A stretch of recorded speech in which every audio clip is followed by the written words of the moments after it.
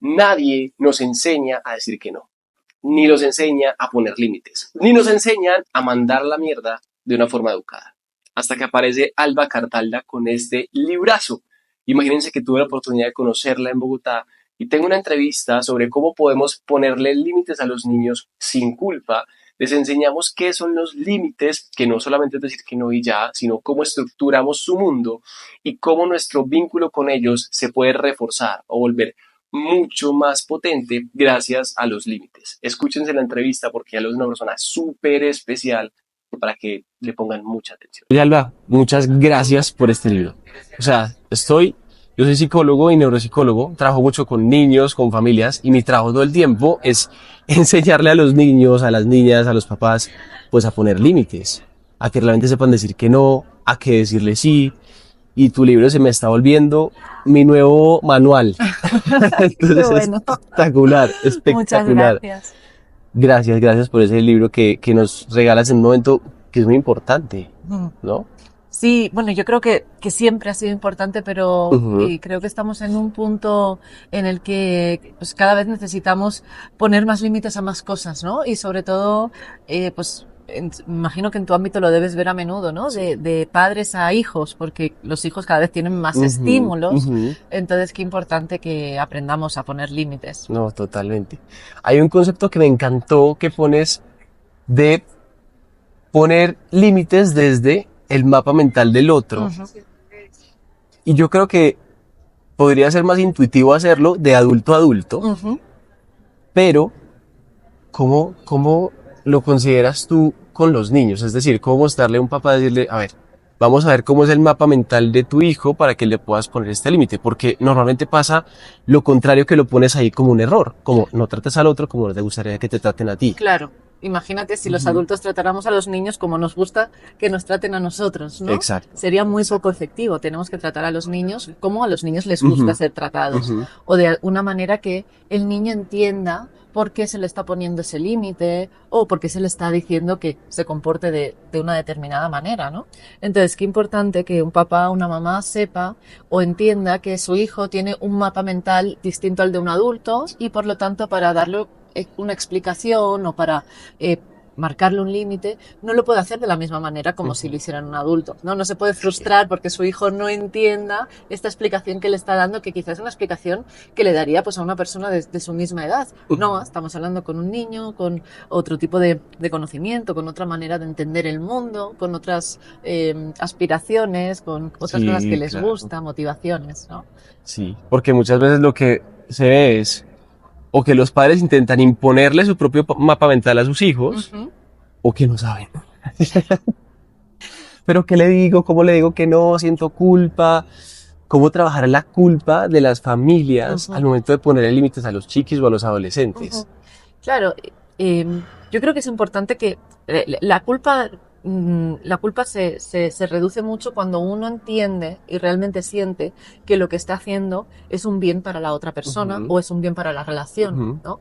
Entonces, en el momento en que un papá o una mamá entiende que ese no que le está diciendo a su hijo o ese límite que le está poniendo, primero está evitando que ese límite se lo enseñen en la calle, que Claro. va a ser de una muy peor forma que cómo se lo pueda transmitir ellos en casa, ¿no? Todo lo Ujú. que no se aprende en casa, lo aprendes en la calle y de qué manera lo aprendes. Total. Entonces, estás protegiendo a tu hijo de que esto que tú lo estás enseñando o esto que tú le estás marcando, lo aprenda desde una manera cariñosa, lo Ujú. aprenda desde el amor, lo aprenda desde una explicación pues, compasiva, comprensiva, ¿no? Y estás evitando que el día de mañana esto se lo expliquen o no se lo expliquen directamente, se lo impongan quizá de una manera pésima por parte de personas que ni siquiera le tienen ningún cariño a tu hijo. Entonces, primero, entender eso. Y segundo, que lo que estás haciendo es educar a tu hijo a que sea una persona que entienda qué es lo que está bien, lo que es aceptado en la sociedad, lo que no, lo que es el respeto para otras personas, ¿no? Hasta dónde puede Ujú. llegar su comportamiento. Un niño, pues, a veces no sabe gestionar muchas emociones y es normal que a veces, si se enfada con otro niño, pues le quiera pegar, le quiera agredir. Claro. bueno, son reacciones primarias que tenemos como animales que somos, ¿no? También, no nos Total, olvidemos. totalmente. Hay algo que yo agradezco muchísimo de lo que has escrito en tu libro, como lo empiezas, contando la anécdota de la carretera en Bolivia, Ujú. porque me sirve, y te cito un montón, porque me sirve para explicar a los papás que el límite no es solamente decirle, no hagas esto, no hagas lo otro, es mostrarle por dónde va el camino, a qué velocidad podemos ir, hasta dónde podemos llegar, en qué sitio es seguro y qué sitio no. O sea, realmente es enseñarles cómo funciona el mundo. Claro. Porque lo que yo he visto muchas veces o lo que leo en varias familias es que poner el límite aleja el vínculo. ¿Qué opinas de esa creencia? No, no, no, en absoluto. Quien pone límites bien puestos, es decir, con Ujú, asertividad, ujú. crea un vínculo fuertísimo porque es la persona que le está dando seguridad a ese niño, Exactamente. ¿no? Es decir, un niño sin límites es un niño totalmente inseguro, que no sabe qué hacer, qué no hacer, qué está bien o qué está mal. Un niño que ha recibido unos límites y puestos con ese cariño, con ese, desde el amor, con Ujú. asertividad, es un niño que sabe bien por dónde tiene que ir, que Claro. ve bien por dónde está el camino, ¿no? Entonces, que los padres entiendan esto es súper importante porque es la manera que no se van a sentir tan culpables por aclararle el camino a su hijo realmente. Y van a convertirse en su faro, no aleja el vínculo, sino que esa persona que le dice por aquí sí, por aquí no, va a ser su faro toda la vida. Entonces, todo lo contrario, fortalece mucho ese vínculo. Y yo creería que adicionalmente se convierte ese faro en la voz interna del niño, pues Ujú. cuando va creciendo. Sí, Cuando ha tenido ese acompañamiento cercano, asertivo de sus padres, sabe cómo verse el mundo, luego se convierte en su autoinstrucción eso para es. vivir de una manera pues sana y asertiva, ¿no? Sí, es la primera voz que interiorizamos, ¿no? La voz de nuestros Exacto. padres. Ujú. Al final como que la heredamos, la hacemos nuestra y para bien y para mal, ¿no? ¿Cuántas personas de adultas, cuánto pasan por terapia y dices que yo no sé de dónde viene esta voz tan dura que yo tengo conmigo misma? Y cuando empezamos a ir un poquito hacia atrás y a ver pues cómo era su crianza, cómo fue el vínculo con su mamá, con su papá, es que esta frase era de mi papá, Ujú. no es mía, pero yo la he hecho mía. Y muchas veces ahí es el punto de partida para empezar a discernir cuál es tu voz realmente interna y qué parte son frases o son mensajes que habías heredado de otras personas pero no son tuyos, ¿no? Los hiciste tuyos pero en un primer momento no lo eran. Entonces ahí es importantísimo también que nos demos cuenta de esto, que los padres depende de cómo les hablen a sus hijos, de qué mensaje les den, de cómo se comuniquen con ellos, va a ser la forma en la que ellos de adultos también se comuniquen consigo mismos. O buena parte de ese diálogo interno viene de ahí. Claro, claro, es espectacular. Hay algo que a mí me encanta y es hacer talleres o, digamos, pequeños mini cursos para los niños y los adolescentes en los colegios. Y últimamente me han estado pues llamando mucho para límites, prevención del acoso escolar o del bullying. Y pues yo tengo un pequeño taller donde les explico los estilos de comunicación, les explico cómo es pasivo, agresivo, qué es la asertividad y los pongo como a actuar un poco los roles de cómo pasan en su día a día y es espectacular cuando ellos mismos empiezan a narrar pues sus propias vivencias frente a los conflictos que tienen. Si tú tuvieras, por ejemplo, un grupo como estos, ¿qué harías con esos niños? Mm. Pues me parece súper interesante hacer estos ejercicios de role-playing, ¿no? Ponte en situación de que tú eres una persona pues con un estilo de comunicación sumiso, con un estilo de Ujú. comunicación agresivo. ¿Cómo habla esta persona? ¿Cómo reacciona esta persona? Ok, pues esto es lo que no debemos hacer. Perfecto. ¿No? Y entonces ahí enseñarle, ahora vamos a ponernos en situación, ¿cómo sería una comunicación asertiva en esta misma situación? Entonces, me parece muy interesante trabajar los estilos de comunicación desde un role-playing, Ujú, como desde un ujú. teatro, ¿no? Sí, sí, sí, Para que sí. nos entiendan. Pero también me parece que sería, o que es muy necesario hacer ejercicios que fomenten la empatía, es decir, un poco de ponerse en la situación del otro. Porque yo creo que a Perfecto. veces cuando ocurren situaciones de bullying en la escuela, yo recuerdo cuando incluso yo era pequeña que veía mucho bullying en clase. Entonces yo no entendía cómo podía ser que alguien le hiciera sufrir a otro niño, ¿no? Pero, y ahora de adulta, estoy segura de que ese niño que hacía sufrir al otro no lo hacía con la conciencia que realmente Claro. del sufrimiento que le estaba generando a la otra persona. Entonces, quiero decir que cuando los niños, los niños cuando son pequeños, aún, y tú seguro que esto lo sabes perfectamente, no han desarrollado del Ah, todo esta corteza prefrontal donde está la empatía. Por lo tanto, les cuesta mucho pensar, esto que estoy yo haciendo, ¿cómo le puedo estar sentando a la otra persona? ¿Cómo me sentaría a mí si me lo hicieran? Entonces, qué bueno hacer como estos teatros en los que, bueno, esto que tú has hecho y que está mal, ¿no? Que has tratado mal a una persona, vamos a hacer el ejercicio para que tú puedas entender cómo se ha podido sentir ese niño. Y así es, uy, pues bien espectacular. mal, ¿no? No lo voy a volver a hacer. Espectacular. De hecho, yo fui ese niño que hacía un poco bullying en mi infancia. Y tienes razón en eso, como que 6, 7, 8 años máximo, no está esa conciencia de que "Ey, le estás causando un daño grave". Ya después, cuando fuimos creciendo, éramos un grupo donde siempre éramos los mismos, no nos mezclaban, logramos resolverlo Qué afortunadamente, bien. como pedir disculpas, entender qué estaba pasando en ese momento, incluso después de más de 10 años de dejarnos de ver, nos volvemos a ver y hablamos del tema, pero no todo el mundo tiene esa oportunidad y yo creo que aquí hay algo fundamental y es eh, cómo reparar. Cuando uno hace este tipo de intervenciones, Ujú. la reparación es fundamental. Mm. Y por dos motivos. Uno, pues para entender cómo darle otra oportunidad a este chiquito que está o esta chiquita que están pues maltratando a los demás por alguna razón que desconozcamos. Por darles oportunidad a Dios, por entender que los otros que han sido víctimas de este bullying o de este acoso escolar, pues también comprendan que tienen voz, que tienen posibilidades de cambiar la dinámica en el grupo. ¿Cómo ves tú el tema de la reparación o de disculparse o de perdonarse después de resolver un conflicto Mm. asertivo? No, súper importante no solamente en niños, ¿no? Sino también en adultos o incluso socialmente, ¿no? En Ujú. conflictos. Por ejemplo, no me quiero desviar hacia ningún tema político, pero yo veo, por ejemplo, en mi país, en España, que no hubo un perdón después de 40 años Después de de la guerra. dictadura, Ujú. ¿no? Ok. Entonces yo siento que a día de hoy eso mantiene a dos Españas separadas y creo que un perdón hubiese permitido reparar un poco, cerrar un ciclo para poder empezar otro más desde la paz. Entonces, eso también ocurre en las relaciones tanto de personas adultas como de niños, ¿no? Qué importante es el reconocer el dolor del otro y el reconocer esto lo hice mal, reconozco tu dolor, lo valido y te pido disculpas, ¿no?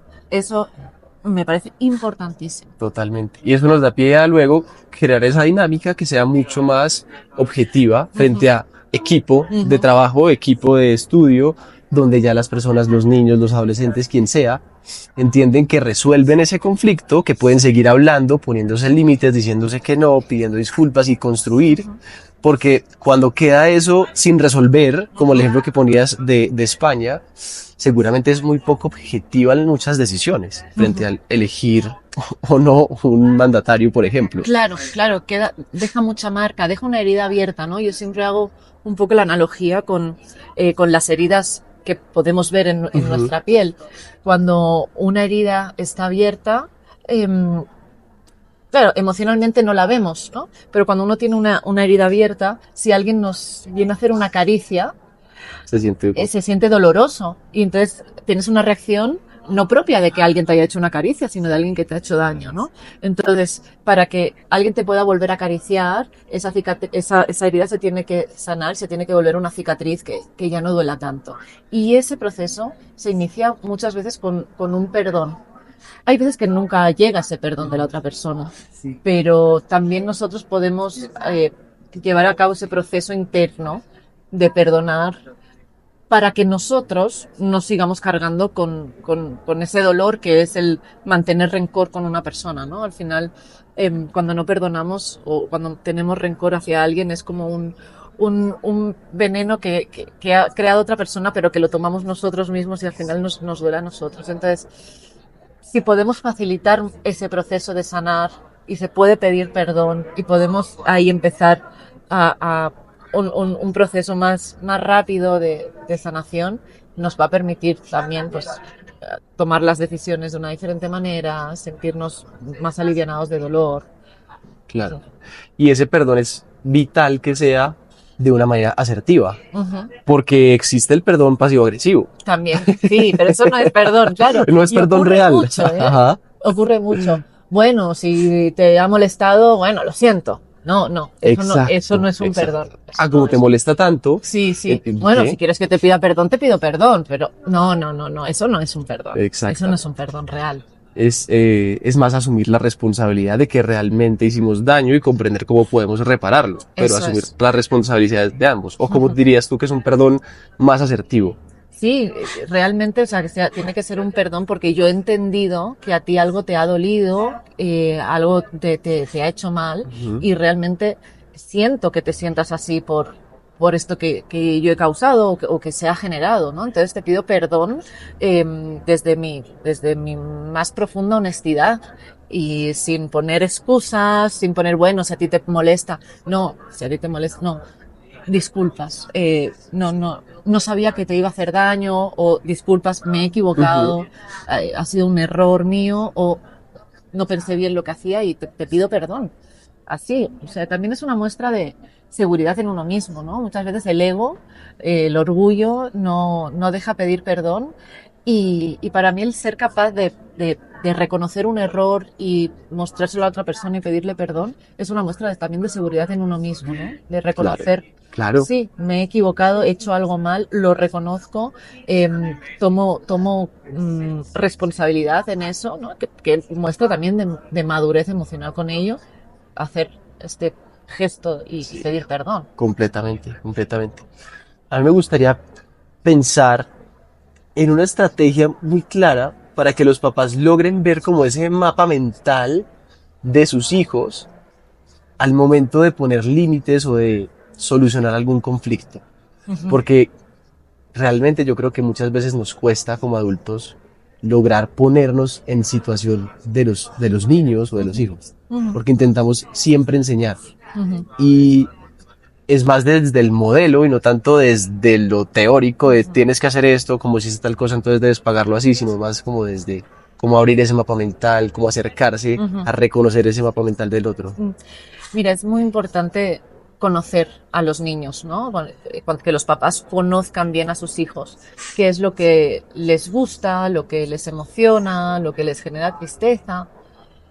Y yo recuerdo, por ejemplo, que yo de pequeña, cuando vi por primera vez la película de Dumbo, Ajá, uy, del sí, elefante, claro, yo tengo ya unos años, hay una escena de Dumbo donde encierran a la mamá claro, en el circo, la encierran en un espacio súper pequeñito y a Dumbo lo tienen afuera.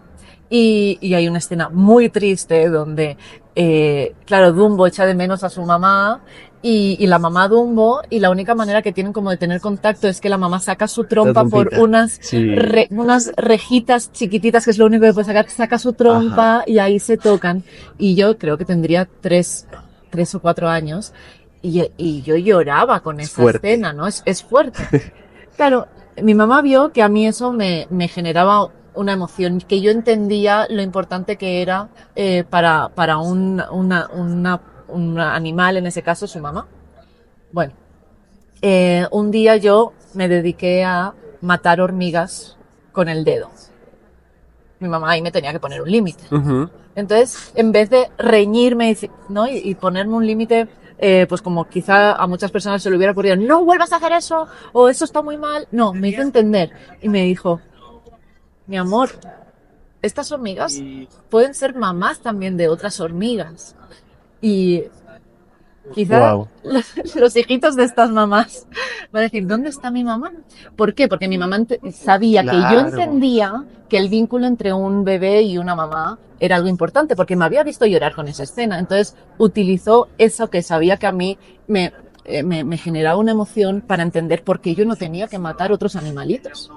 Entonces, esa es una buena manera de entender el mapa mental de un niño, ¿no? Entender qué es lo que le emociona, qué es lo que entiende, qué es lo que no entiende, con qué empatiza, y utilizarlo para explicarle por qué debe de hacer o no debe de hacer alguna conducta. Wow, pero qué habilidad la de tu mamá en ese momento. Sí, sí, de no reaccionar Lograrlo, sí. tan impulsivamente y saber encontrar el razonamiento para que yo entendiera. Nunca más volví a matar ningún animal. Claro. Wow, qué bien. No, pues estoy súper, súper agradecido contigo por recibirme y por supuesto, pues por tu trabajo y por tu libro, que creo que es un gran mapa, pues para mi trabajo, para muchos colegas y para muchas familias y personas que lo necesitan. Entonces, estoy súper, súper agradecido y bueno, qué bien tenerte por acá, en Colombia. Muchísimas Qué gracias. bien. Muchas gracias. Ha sido todo un placer.